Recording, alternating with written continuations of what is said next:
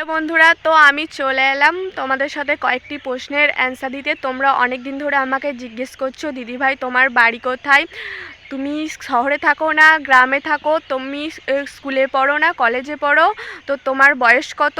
তো তোমাদেরকে সব কোশ্চেনের অ্যান্সার দিতে আজ চলে এলাম। কেউ ভিডিওটা স্কিপ করবে না, দেখতে থাকো, আমি সব ডিটেলস জানাবো। তো চলো। 2000 years later.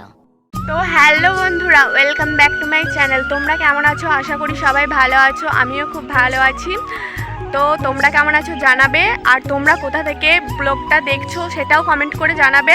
তো চলো ব্লগটা স্টার্ট করা যাক। তো তোমাদের প্রশ্ন হচ্ছে আমি কোথায় থাকি, আমি শহরে থাকি না গ্রামে থাকি। তো আমি গ্রামে থাকি। তোমরা গ্রামে থাকো না শহরে থাকো সেটাও জানাবে। তো আমি গ্রামে থাকি, আমি গ্রাম খুবই ভালোবাসি।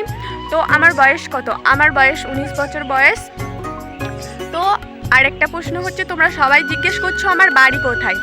তো আমার বাড়ি হচ্ছে, আমার নিজস্ব বাড়ি হচ্ছে আওগ্রাম। তো আমি সবাইকে বর্ধমান বলে থাকি, কারণ আমাদের ডিস্ট্রিক্ট বর্ধমান, কারণ বর্ধমান বললেই সবাই চেনে, তাই আমি সবাইকে বর্ধমান বলে থাকি।